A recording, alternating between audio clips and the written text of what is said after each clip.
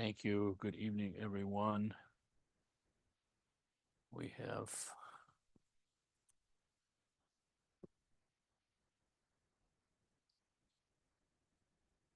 still working on the Tibetan tradition of mental development. Does anybody want to develop their mind?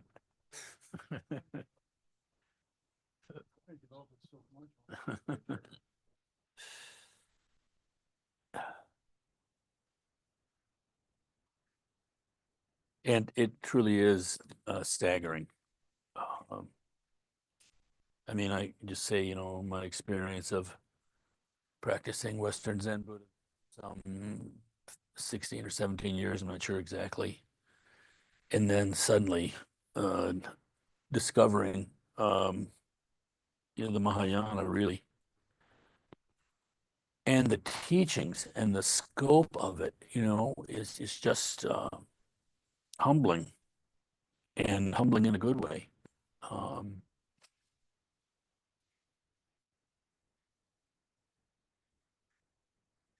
so we've been reading the last two chapters in this book. The last several weeks have been on karma, cause and effect.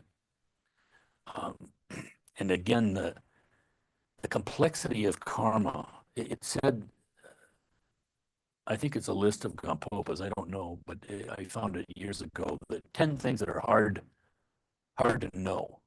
And what that means is kind of poetic language for 10 things that the Buddhas know that only the Buddhas know completely. And one of them is the workings of cause and effect. In other words, we have a limited kind of view, and we can see cause and effect to a limited aspect. But ultimately, it's a mystery. It's something that's taken on faith. Although, as one experiences, progresses in practice, in a certain way, one comes to know less and less, but understand more and more. So there's a depth, and that depth, that basic confidence, that basic faith is a tremendous blessing for people, because you're just not thrown in situations. If you live amongst people where there are lots of tragedies and drama going on, my goodness, it helps to have someone who's just a little more stable. And not stable in a suppressive way, that you're just sort of denying what's out there, just not looking at something and therefore kind of complacent in your ignorance. But rather, the true kind of stability comes from knowing, and knowing, basically. It's just so different. It's like presenting some sort of a symptom to a very skilled doctor. And they know what they don't know, source of wisdom, but they can give you suggestions, either minimize or maximize what the problem is, what needs to be done, perhaps. Um, so I wanted to read again these statements on karma from Professor Kanze. We read them Tuesday night, so some people are going to be locked into hearing them again, but the repetition isn't bad. Uh, this faith, this confidence in the Dharma, what are we actually having faith in? What are we having confidence in? And how is what may be called Buddhist faith, because we have to use the English word, how is that different from other kind of religious faith? And is it religious or not? Um, so I'll read through that because it talks about cause and effect. And I just find it very helpful, the way that it directs to a Western audience, for one thing. We're the ones who are working on this. Again, I think sometimes of what it must have been like for Kempo, teaching in India to a group of Tibetan monks. They share this certain kind of fundamental assumptions. And so that, they all just accept karma, they all accept rebirth, and there's really no questioning there. Now, questioning can be good, questioning can be bad, depending, of course. If it's an attempt to understand, questioning is good. But still, how different, when Kempo is here teaching and is talking about karma, how does a Western audience hear that? what in there do they, what's their understanding of a karma? What do they understand? What do they not understand? And again, the farther we go in this, both in conceptual understanding, knowing the teachings, and then also experiential, of course, um, you might say it becomes vaster. But nonetheless, confidence builds because this is nothing other than what might be called reality. And ending that habit that we have of deflecting ourselves from reality or conceptualizing in a way that it doesn't threaten our ego clinging. All the falsities that we do. So this nakedness is something that, is not naturally sought out by people. This is what's so interesting about it. We're really in quite a way. I think the Greeks were really geniuses. Who knows what they were going on there? You really get the feeling of realization from some of their writings, but nonetheless, just this basic thing that they did in drama, of tragedy and comedy. It's really such a profound insight. So let's read this little bit about faith.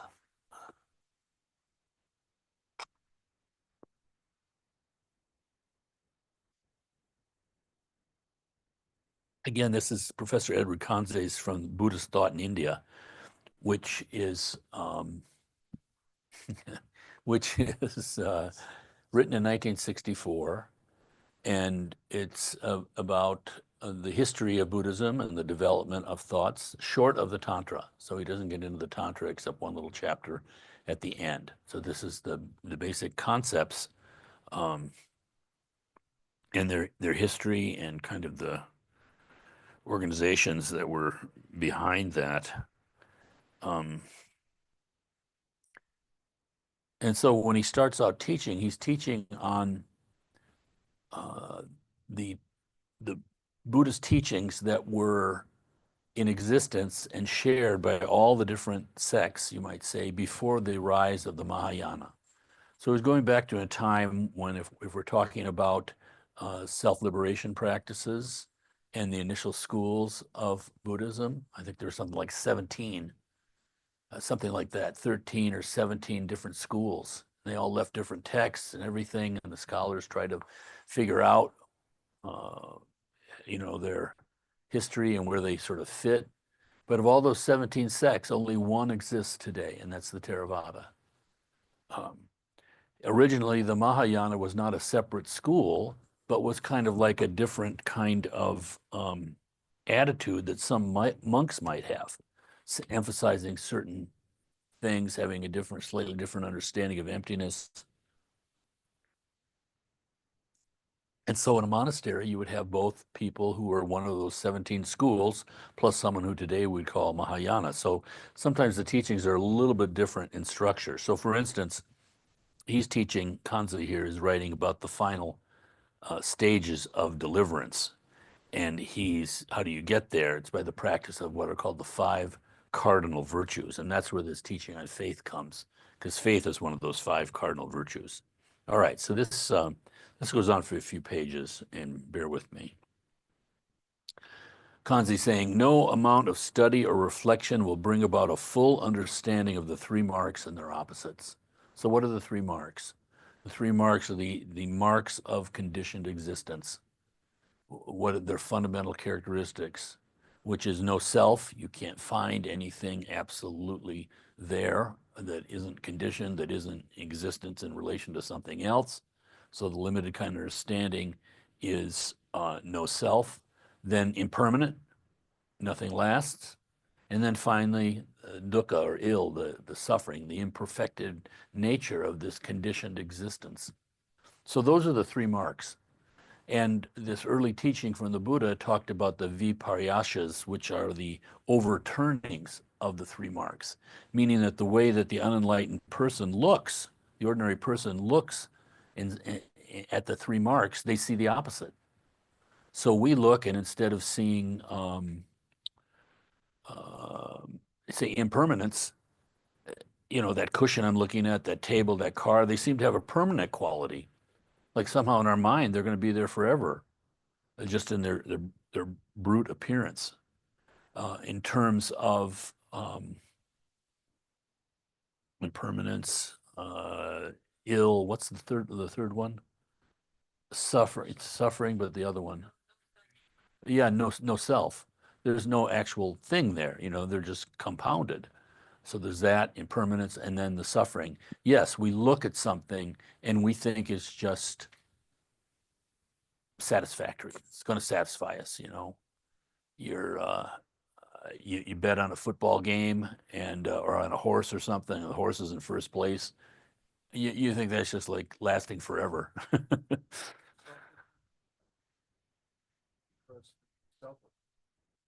Our nature is selfless. Yeah. All right. So anyway, no amount of study or reflection will bring about a full understanding of the three marks and their opposites. So first of all, think about academia. No amount of study or reflection. What's needed is a total transformation, a new birth of the personality. This cannot take place without the emergence of the five cardinal virtues, that is faith, vigor, mindfulness, concentration, and wisdom. Sense-based instincts and impulses govern the ordinary worldly in all he does and thinks. As a man progresses in the spiritual life, spiritual forces gradually take over until in the end, the five cardinal virtues dominate and shape all his deeds, thoughts, and feelings. The five virtues concern us here only insofar as they determine the tone of Buddhist thinking. From this angle, we must pay special attention to faith because its place in the scheme of things further demonstrates the irretrievably religious character of Buddhist thought, to mindfulness and concentration because they clearly show its yogic basis, and to wisdom because it is the chief source of philosophical understanding.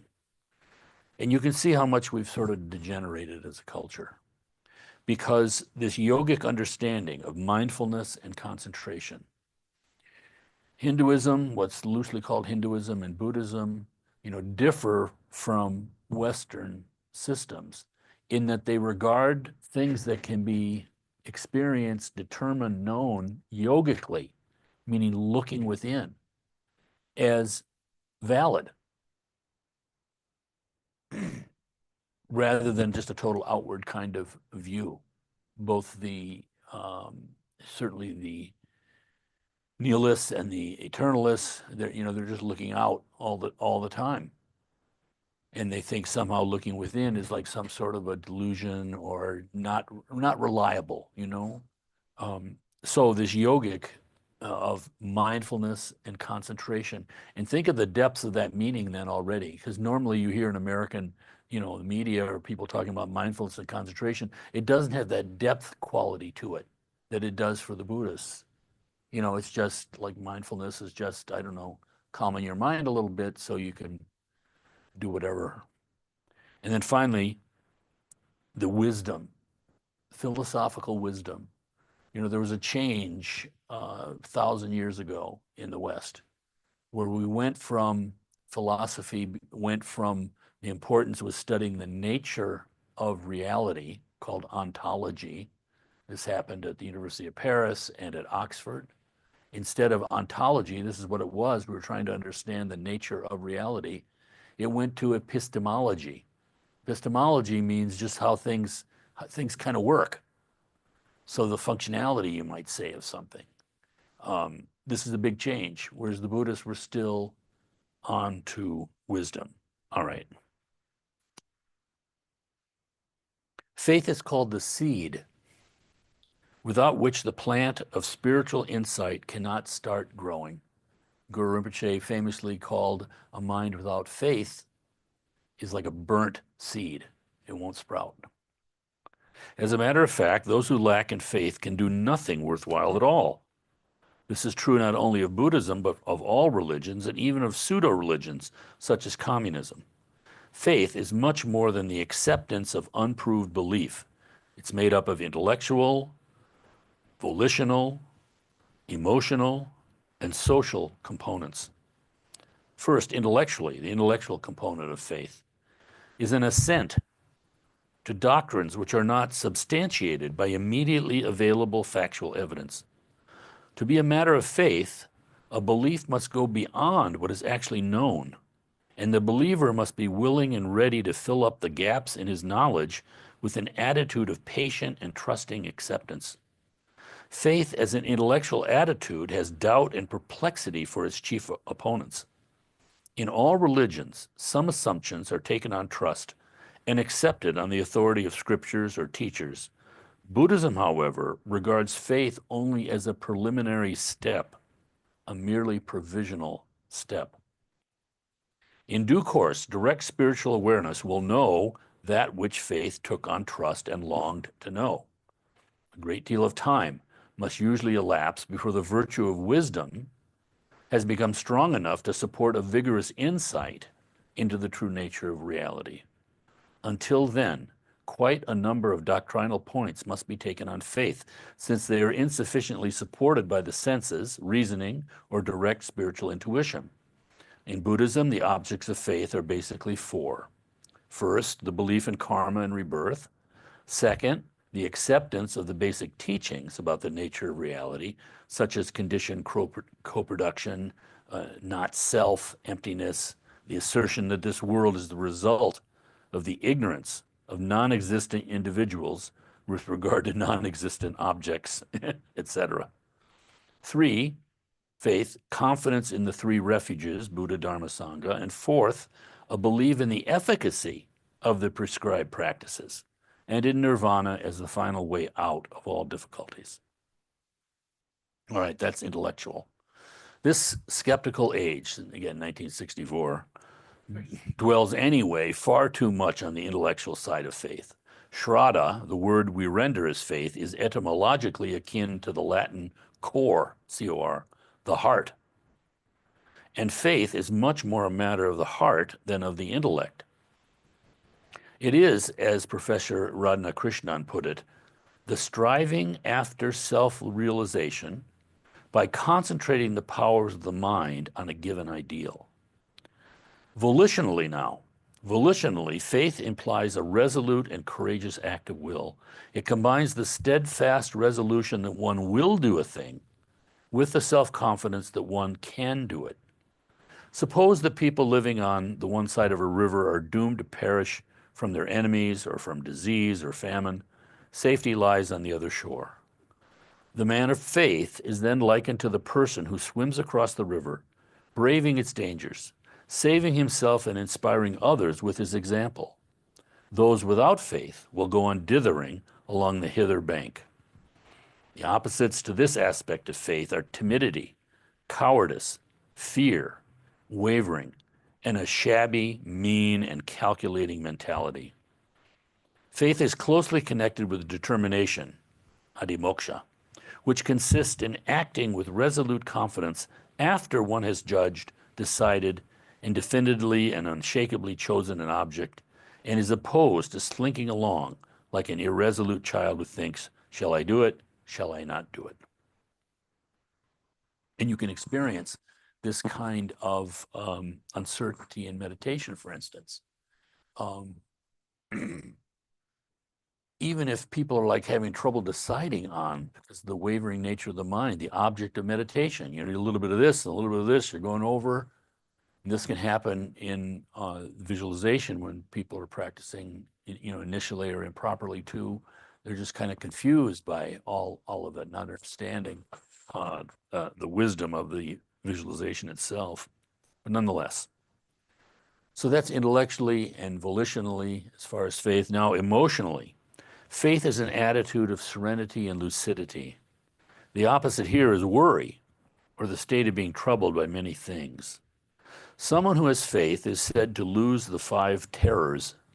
That is, he ceases to worry about the necessities of life, loss of reputation, death, unhappy rebirth, and the impression he makes on an audience. It is fairly obvious that a belief in karma must to some extent lighten the burden of life. Even an unpleasant fate can be accepted more easily when it is understood as a dispensation of justice. when vexations are explained as inevitable retributions, when law seems to rule instead of blind chance, when even apparent loss cannot fail to turn into true gain. Furthermore, if we are convinced that there is no self, what and whom do we worry about? Or if we believe that there is only one vast emptiness, what is there to disturb our radiance? And finally, socially, faith involves trust and confidence in the Buddha and the Sangha.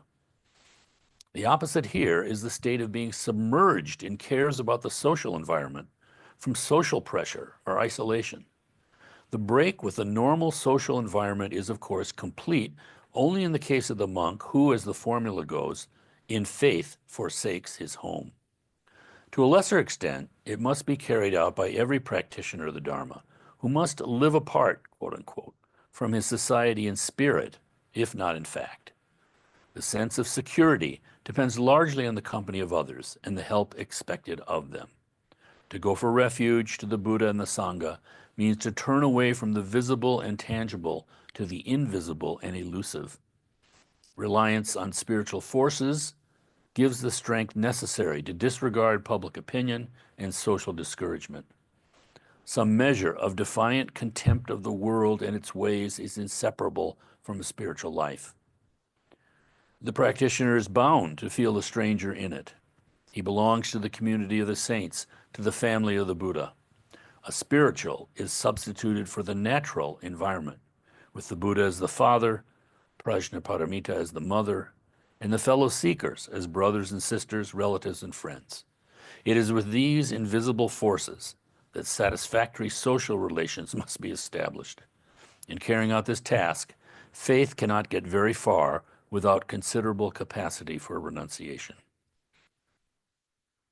Like other spiritual qualities, faith is somewhat paradoxical because in one sense it is a gift which cannot be obtained by mere striving, and in another sense a virtue which can be cultivated.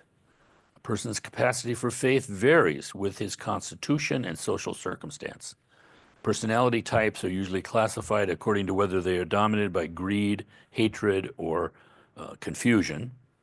The greedy are more susceptible to faith than others, because faith and greed are closely akin. To quote Buddhaghosa, quote, as on the unwholesome plane, greed clings and takes no offense, so does faith on the wholesome plane. As greed seeks out the objects of sense desire, so faith seeks out the virtues of morality, and so on.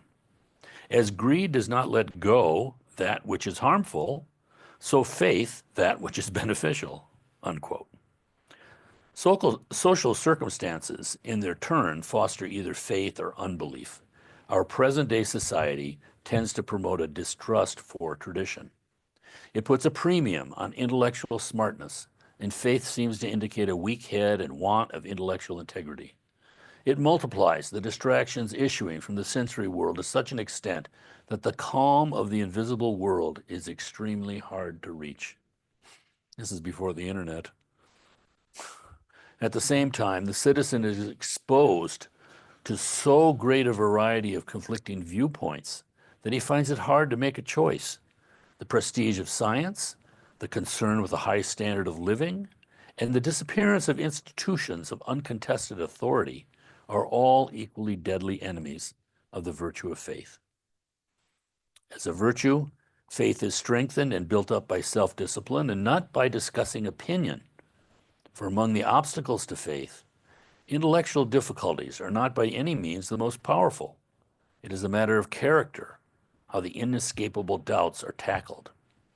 The first of the 4 articles of faith may illustrate a situation. The factual evidence for karma and rebirth appears imposing to some and quite negligible to others. In any case, it is scientifically inconclusive. The doctrine contains 2 fairly unverifiable statements. It claims first that behind the natural causality which links events in the world of sense, there are other invisible chains of a moral causality which ensures that all good acts are rewarded, all bad acts punished. And secondly, that this chain of moral sequences is not interrupted by death, but continues from one life to another. However plausible or implausible these two assumptions may seem, they become a matter of direct experience only to someone who has acquired the two super knowledges, the abhijnas, i.e., the recollection of his own previous rebirths and those of others. Without possessing these two super knowledges, no one can claim to know rebirth to be true. If he believes it, he takes it largely on faith. And this faith is effectively preserved less by dialectical skill than by the bold and courageous willingness to take risks. Life nowhere offers complete security. Employed in gaining wealth, a merchant must risk his property. Employed in taking life, a soldier must risk his own life. Employed in saving his soul, the spiritual man must risk his own soul. The stake automatically increases with the prospect of gain. Our beliefs may well be all wrong, but we must just take the consequences and hope that our fund of audacity and good humor will not run out. The choice lies between magnifying or minimizing intellectual doubt. Those who find the teaching difficult may blame either the teaching or their own distance from the truth and their own intellectual and moral imperfections. How can a person expect to remember his past lives if he cannot even recall hour by hour what he did during one single day a mere month ago? Doubts are effectively silenced not by argumentation, but by purifying oneself to such an extent that one becomes worthy of greater knowledge. We are, however, warned that the balance of the powers of the mind is an essentially Buddhist virtue, and that excessive faith, untempered by wisdom, easily becomes mere credulity. Only wisdom can teach what is worth believing. So that's Kanzi on faith, which, Stop reading. yeah, yeah, right. Mm-hmm. She did. Yeah, he's on deck. um, but I find it very helpful because, again, faith is one of those words. We have these words and no one's exploring the word. And usually they have all sorts of baggage, the way things are used. And of course, words have certain meanings and a tone, like he was talking of the tone of Buddhist philosophy. Um, and you see how, words sometimes just completely turn around in their meaning.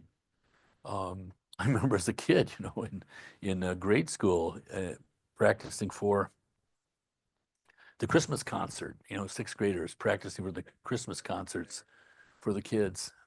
Now we don our gay apparel. That word gay has completely had a different meaning. It hasn't lost the old one. It's still used, yeah. Yeah. Yeah, but it's different, right? And what was the other thing? I just heard another one the other day. Some of these are really interesting, the way words were used like 300 years ago, and now they have the opposite meaning, but you get the understanding, it's all subject to impermanence too. But what I'm saying here is that, we approach Buddhism, and to the degree that we have any kind of religious training, it's, Christian or Jewish usually, and there are words that are in there, but they're in English. And it's always fascinating to me. You can go online, for instance, and you can take a Bible verse, and they have different translations of the Bible that you can read. And it's just fascinating to me. Some seem to have more power than others, but maybe it's just me, and that's all right if it is. Um, but nonetheless, this faith, because it's so critical in Buddhism, and at the same time, like you said, it's provisional. It's not the end state. Um, so this is really important because, if you're practicing, faith is the quality, like you said here, that allows you to sort of go beyond the immediately satisfied factual situation. And that's good.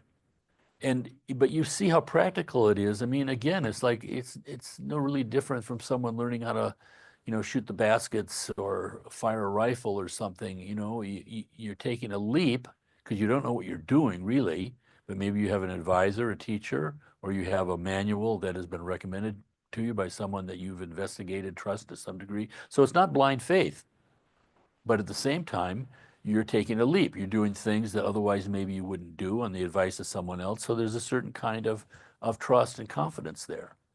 But again, once you know it, it's like LeBron James going for the basket. He's not thinking about anything. He's got it down. He's thoroughly trained. So faith is important. I think that's a stumbling point for a lot of people in the West. They want to stay with sort of what's safe with their belief, something they can justify to their friends. Whereas it's this faith in sort of what might be called the transcendent that is really the meat of it, that is really the value. I mean, again, what's the point of mindfulness if you're just a little bit calmer in your mind so you can collect more money or just have less sort of immediate hassles in your life, but still feeding this ego? Uh, it's said that we're so many of us are like the story the Tibetans have, which came from India, but I think it was based on Sri Lanka because Sri Lanka had this reputation as being the jewel island, because they do have all sorts of jewels that are mined in Sri Lanka. And there was a story of, it's like a man who goes to the treasure island, and there are jewels all over the place, and he's just walking around having fun. He gets on the boat and leaves, never collected any of the jewels. Whereas the power of the precious human birth is we have the power to accumulate merit and purify obscurations, so we can pick up those jewels.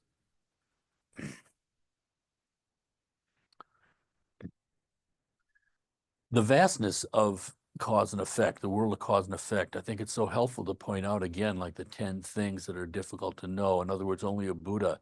You've heard me tell the story of here's Buddha with his 10 great disciples, especially Shariputra and Madhyayana. Shariputra was known for his great wisdom. These were the two that bumped into one of the 5 original disciples of the Buddha, the 5 ascetics who at first rejected him and then first came to enlightenment in his teachings at Sarnath. And I could be wrong on this, but I think one of them was named Vajit, if I got it right, but I could be way off on this, so don't quote me. But nonetheless, Shariputra and Madhyayana, were cousins, I think, and they made a vow that they wanted to discover an enlightened teacher, and that they would follow that teacher once they discovered, and they were on this kind of search. And Shariputra was in Rajgir, and this Asvajit, this disciple of the Buddha, was walking by. He saw him walking by in a crowd, and he was just moved by the man's dignity and his presence and, seemingly spiritual power. And so he asked him, who are you and who is your teacher? And Asvajit gave that Om Ye Dharma prayer that we do in our sadhanas, which, you can see the translation of it, but my teacher is the great Shamanara who teaches virtue and the result of virtue and something like this. I don't know it in English. If you go to Sarnath, for instance, there's a Sri Lankan temple, a Theravadan temple there on the location. And above the main threshold, it just says Om Ye Dharma, just the start of that, just to remind people. They didn't print the whole thing up there, but it's so popular and powerful. So Shariputra was moved. He realized somehow that he had discovered his teacher, and he went back immediately and told Madhyayana, and they both became disciples of the Buddha, sought out the Buddha, and took refuge. But then later, as the Buddha was passing away, close to death, in this little hut, Kushinagar, and it's in the nighttime, and I think Ananda was Buddha's cousin and also one of the 10 great disciples, but did not come to realization in Buddha's lifetime, was like the gatekeeper, guarding people. The Buddha, they were letting him rest. His back was hurting. Time was precious. And out of the night came this yogi who had been practicing in the hills in that area and was very developed psychically. And he realized there was a great teacher, the Buddha, nearby, and he had some burning question. And so he sought him out, knew where he was probably psychically. And when he came, the Ananda, Madhyayana, and Shariputra were there, and they wouldn't let him in because they just didn't see how he had any kind of connection with the Buddha, and the Buddha's time was precious. And then from within the hut, the Buddha said, "Let him in." And he came in, he asked his question. He was talking about the differences that people, religious people, argue about. Buddha gave him some answer that thoroughly satisfied him, and I think to a degree of realization. And he walked back out into the Indian night. No one had ever seen him again. But for Madhyayana, he went to the Buddha and said, "How did this happen?" He said, "I looked at this man, this mind stream, and I saw back 100,000 lifetimes. He had no connection to any Buddha." And the Buddha said, "Well, that's true.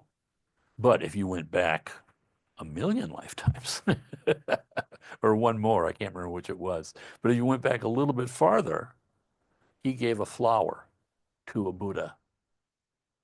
And the result of that was him coming to this realization with me tonight." So karma is vast. We don't see the full workings of it unless one is a Buddha.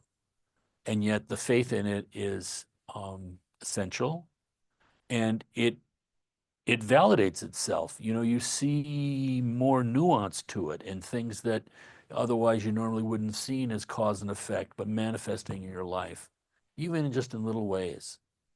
And of course, that's tremendously strengthening. It's not even strengthening in the sense that you're grasping on to some sort of belief and I won't let go, but rather it just becomes part of your mind stream. And that's the real strength, of course. Then before we read a little bit more, I wanted to show you this chart that I found on the internet. These are the 10 stages of mind with corresponding to the particular vehicle and traditions. So this is a teaching that Kobodaishi, the great tantric master of Japan, uh, uh, wrote out for his disciples, the 10 stages of mind. This is just to give you an idea of the complexity of karma, because all these things represent cause and effect.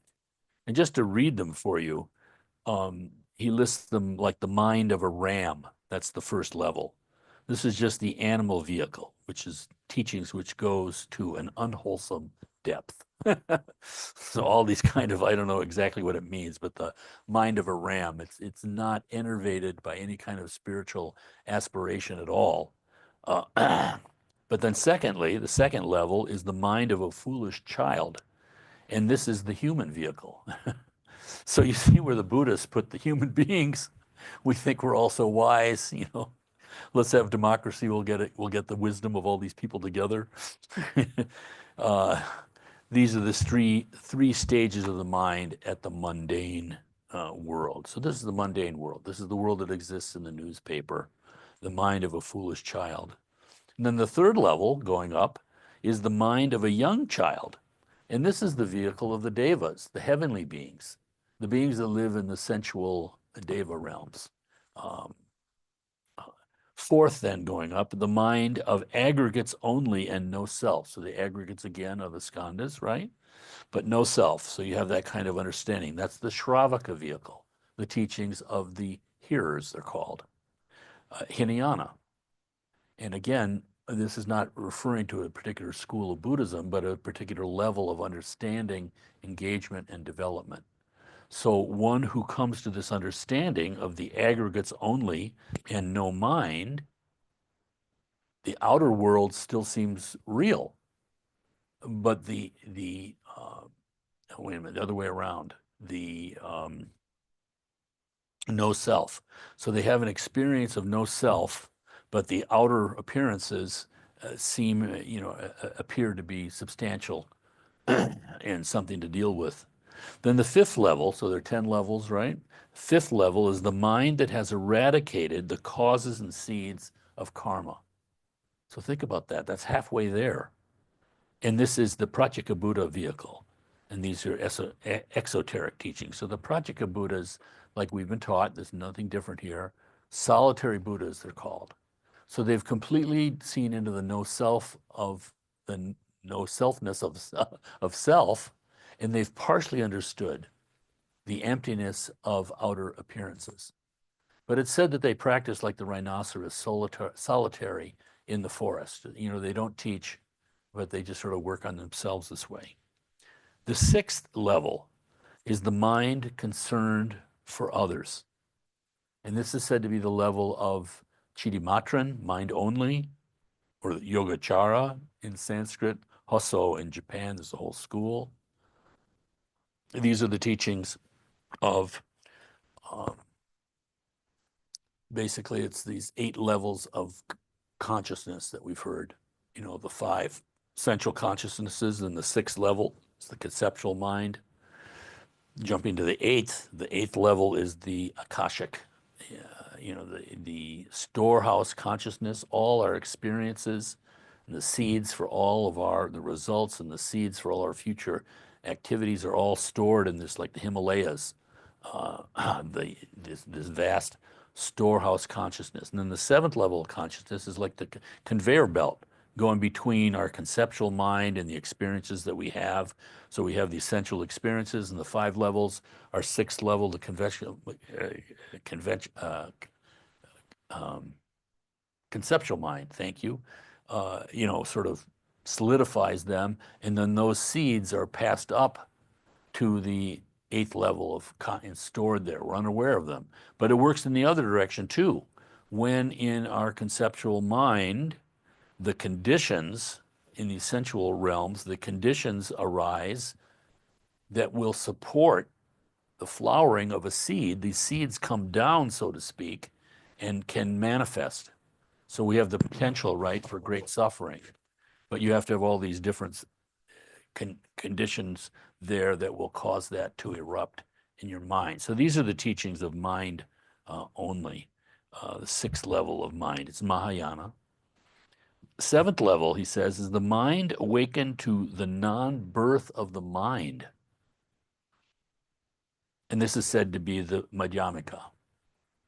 So all the schools of Tibetan Buddhism hold up the Madhyamaka as the highest philosophical teachings. And we see it especially among there's even here, there are subtle nuances in that, but we often hear of, you know, Madhyamika,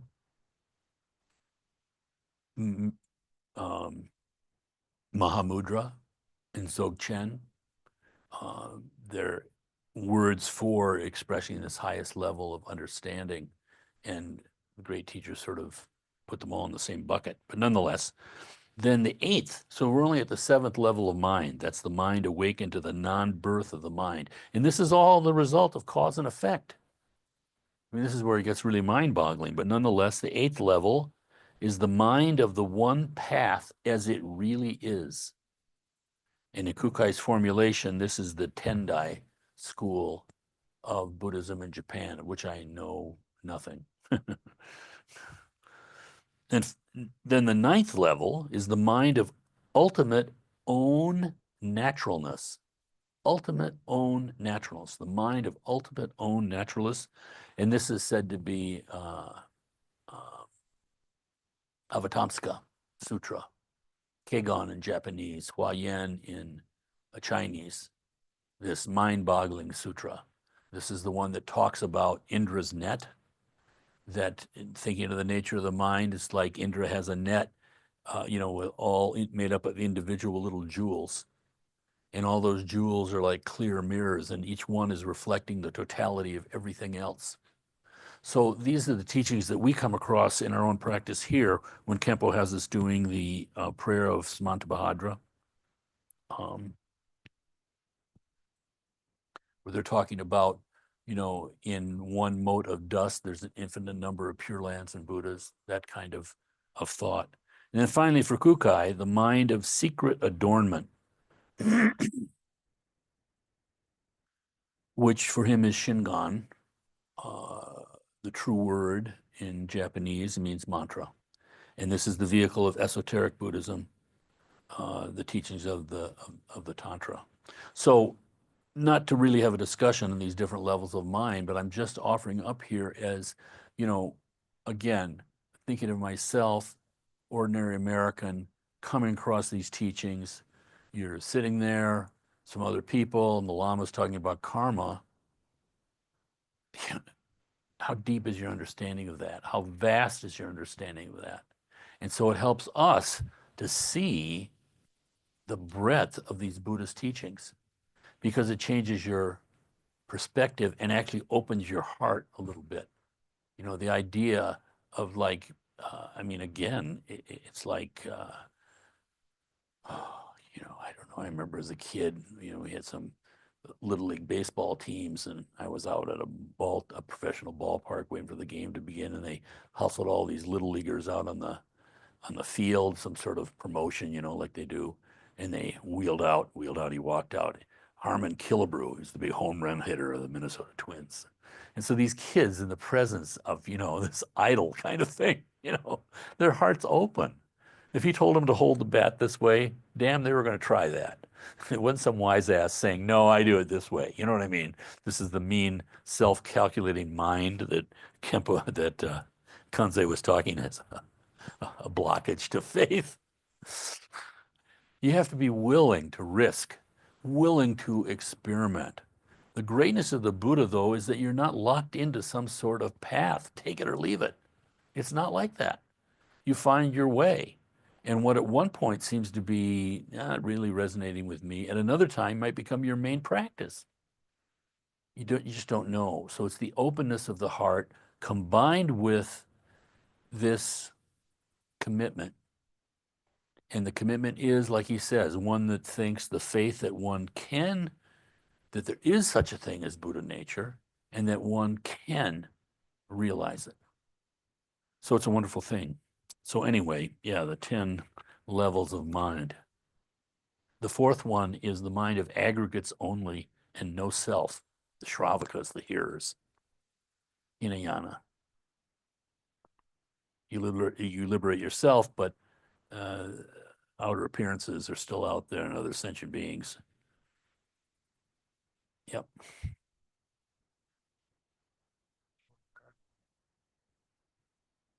You know, I must have. I think I've had a very favorable karma in many ways. I had, because I was born in Brooklyn, I love the Brooklyn Dodgers. So I was collecting Brooklyn Dodger bubblegum cards. Of course, I like bubblegum. And so I had like Sandy Koufax's rookie card. I had Jackie Robinson, not as a rookie, but when he played for the Dodgers. Roy Campanella, Sandy Amoros. I mean, I had all these figures. I had Willie. My brain is going. Willie Mays. His first year in pro baseball was playing for a minor league team, the Minneapolis Millers. They eventually went away when the Twins moved there, but nonetheless, Minneapolis Millers. I had a Minneapolis Miller baseball card of Willie Mays. I, I was set for life, you know. My father gave away the collection while I was at college. That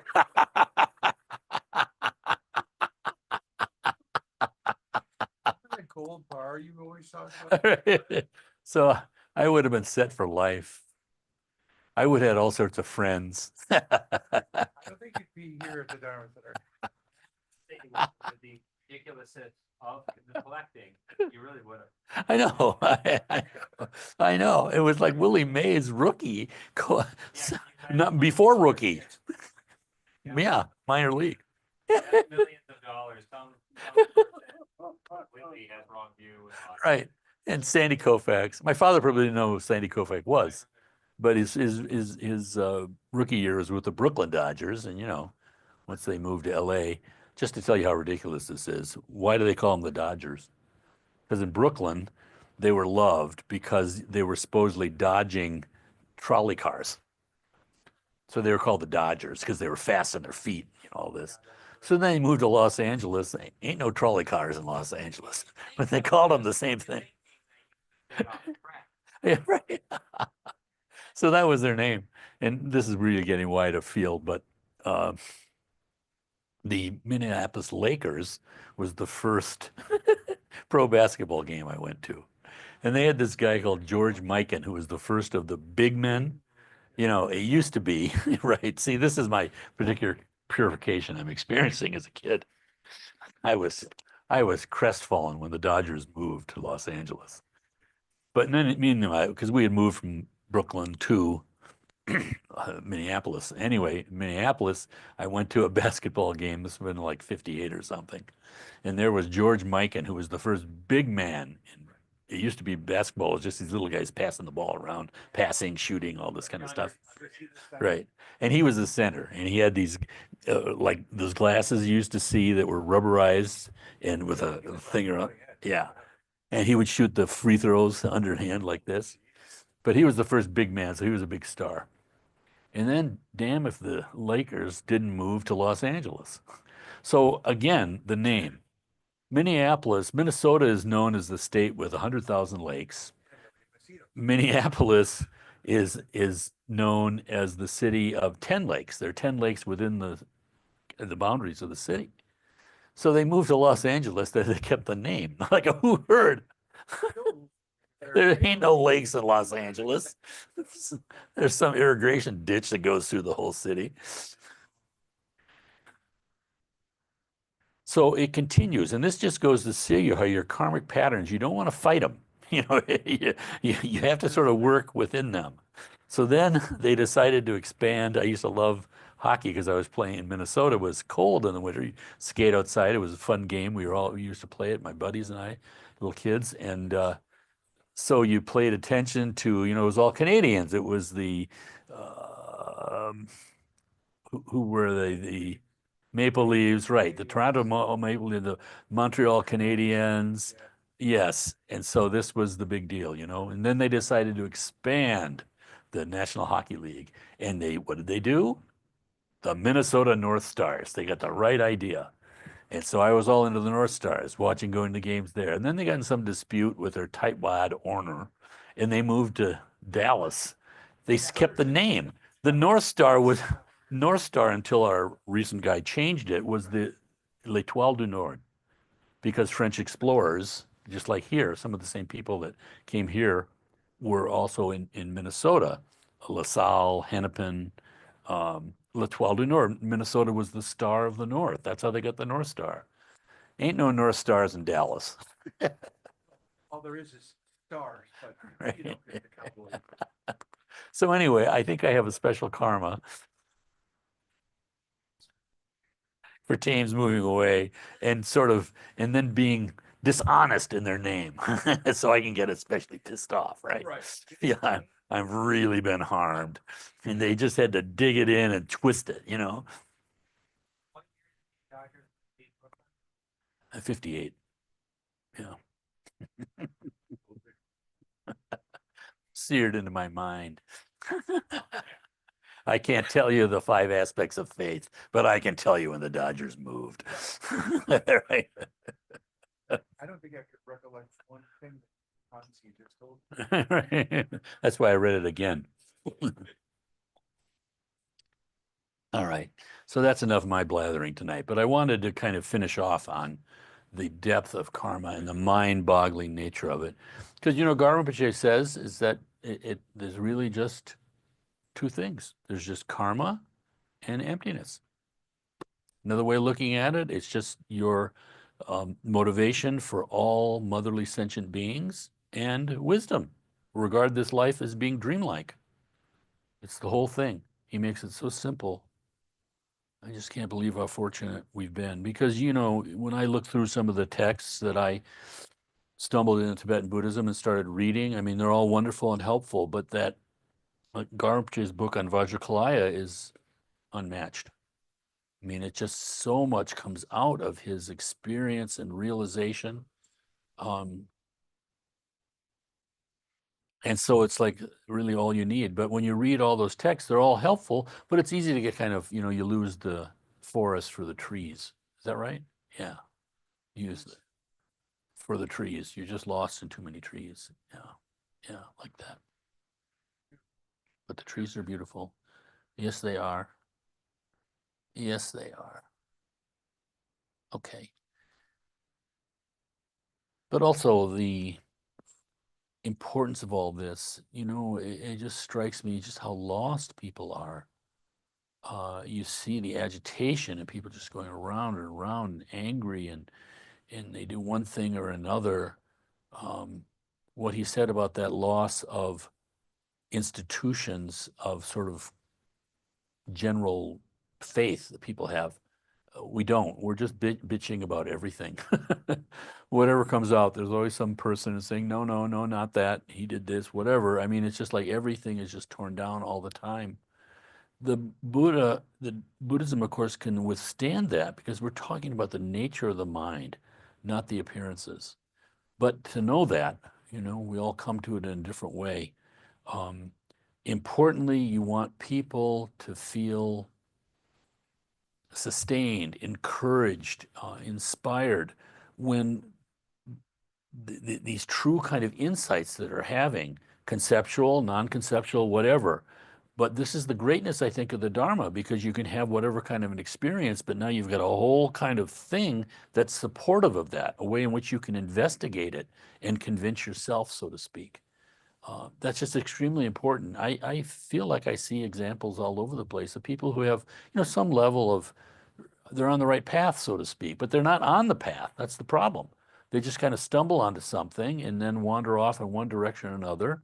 You see these levels of understanding, and you realize that it's just very easy to be mistaken. And as long as we keep relying on our self attachment, we're always going to be misled. So the path is great because it's there as kind of like guideposts. And when you get off the path too far, you realize, oh, I'm off the path. Am I really off the path? I think I need to investigate this. So it's a self improving kind of process where your very mistakes are progress. And that's just how wonderful is that, How wonderful is that? Okay, so, That was perfect, because I really do, I feel like I'm just one giant mistake. uh-huh, Trying the next person. right. I know the ordinary, right? I know, it just gets better and better. And the fact is that the merit doesn't go away. You just keep dedicating it. It's there like this unknown kind of, nuclear core. All right. So we share the merit from this evening with all motherly sentient beings, understanding the vastness of karma and cause and effect. May we never, never, never abandon the path until each and every last one of our motherly beings has been saved. Svaha.